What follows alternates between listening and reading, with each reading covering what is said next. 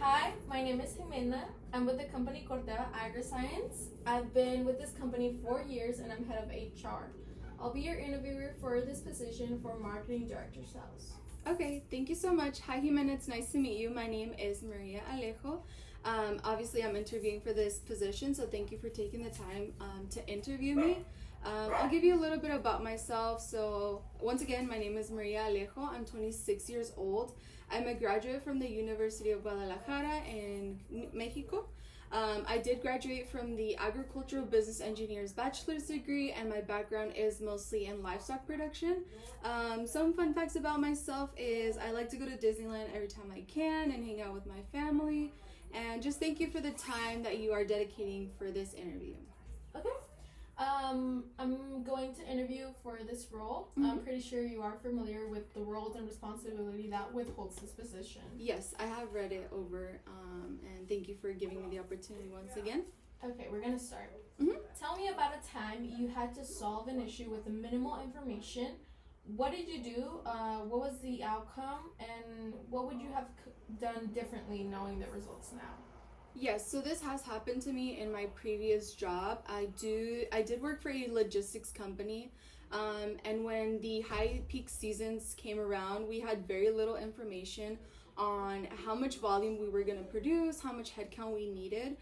So one of the things that I did to approach this situation, because I had transferred to a different site, so we do have the company, but it has different sites. So one of the things that I had done to kind of have a basis or kind of just a similar consensus of what we were going to be able to produce and how much headcount we needed was I pulled up the historical data for the new site that I was at and the previous site that I was at, since they were the same site type. And I was able to basically pull that data and see that we were able to produce around 700,000 units for the month, and that we did need a headcount of an estimate of 600 employees in order for us to be able to produce that number of units. So this is what I was able to do with the very little information that I was given. However, something that I would have done differently was ask the previous team that was in that company, or that in that site specifically, shall I say, what they had done for the previous year, or even like the peak season before. So in the company that I currently work for, there are two peak seasons. So one is in July, one is in December. So I think I should have based a little bit of my data also on like their previous performance from July, and not just like from previous December, since there are different demands from time to time and then year over year.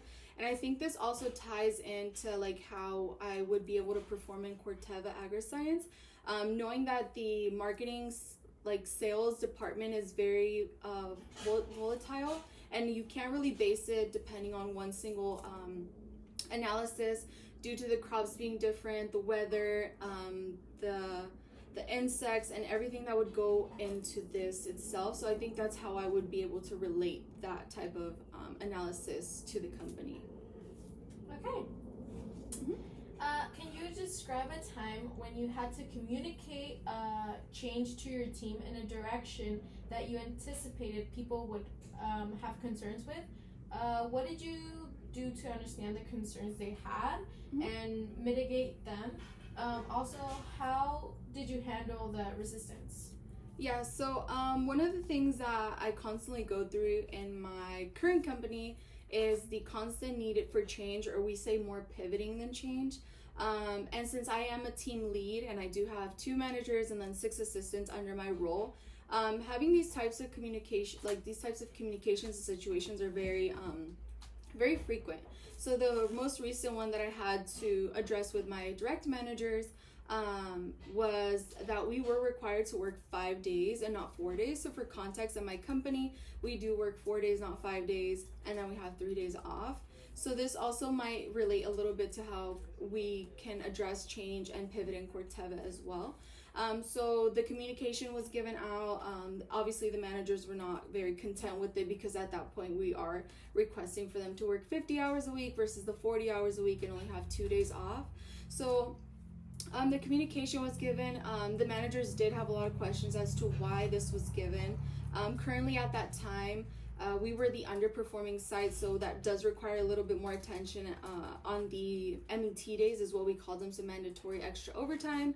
but this mandatory extra overtime was meant for the managers to have a little bit more closer connection with our associates and understand like what was happening, just because we were having a very positive response from the associates to the managers, just to give them a little bit more time but not focus on the process itself. So that once the managers understood like the reason why and how it would benefit them in the long run, it was easier to understand. So these types of conversations do come up frequently, and I think this is something that would also help a lot of like past experience in the current company that I'm applying for, which is Corteva, as a marketing director sales, just to kind of help facilitate the conversations with like the team. And obviously being the director of one section doesn't mean that I'm going to be able to facilitate conversations like face to face. So having that facility and that possibility of having these tough conversations at points will be simpler for me to navigate through the new company. Okay. Tell me about a time you received tough or critical feedback about yourself or a project you were working on. What did you do to handle this situation?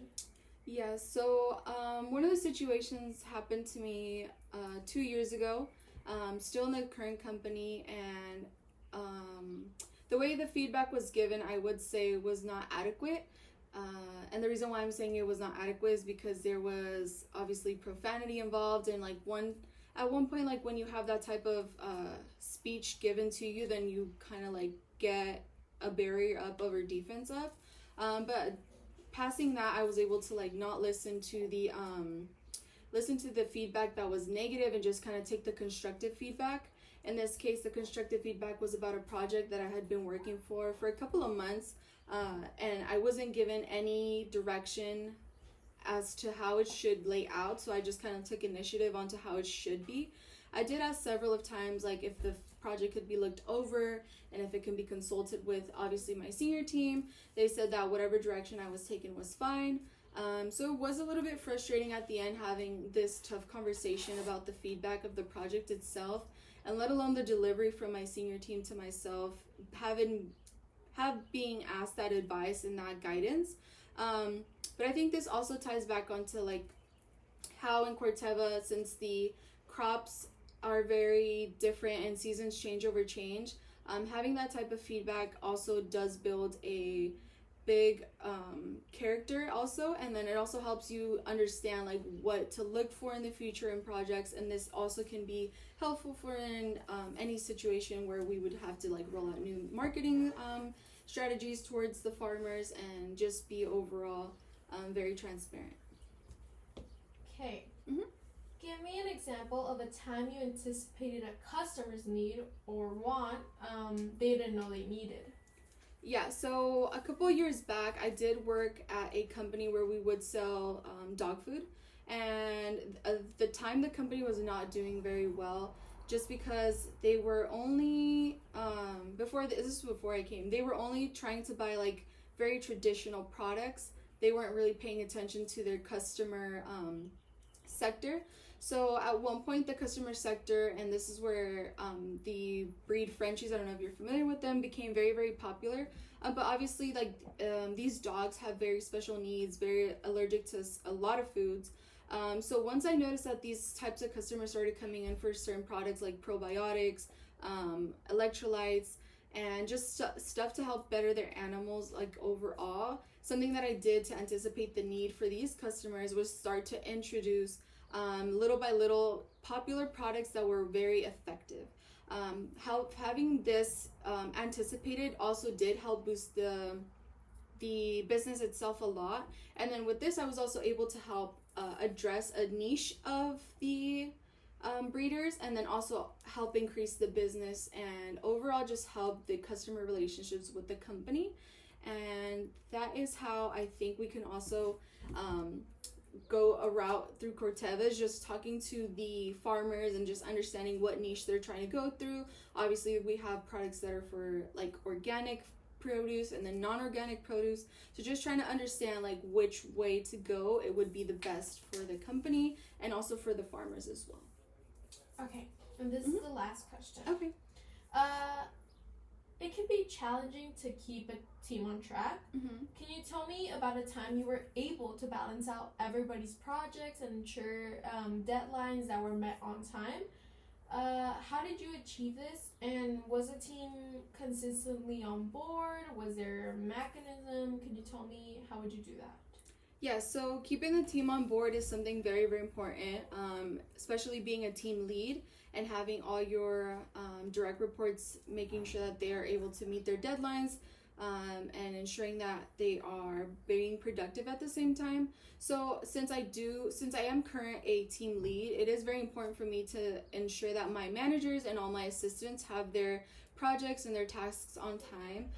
So something that did take a little bit of time to get accustomed to, just because there was a little bit of inconsistency with the deliverables that we did need at the company, was use Asana. So Asana is a type of time tracking. It could also be like task tracking site where you can create multiple teams, multiple groups, folders, and then you can subdivide everything by day, month, week, however it may be best for each team person, like team leader in there.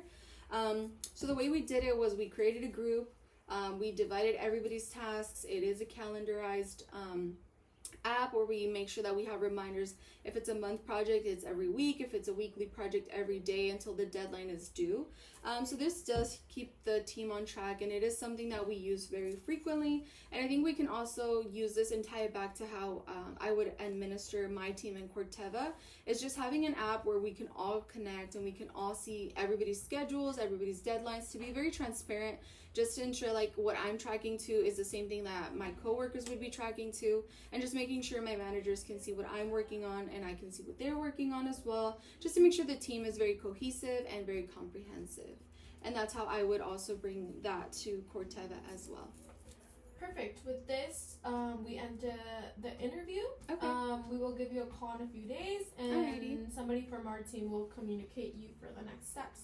Thank you for your time, and those are some great answers. Okay, thank you so much for your time. I really appreciate it, and I'm really looking forward to that call, which I hope is in a positive way. So once again, just thank you for your time, and I hope to be part of the team. Thank you. Thank you. Have a good day.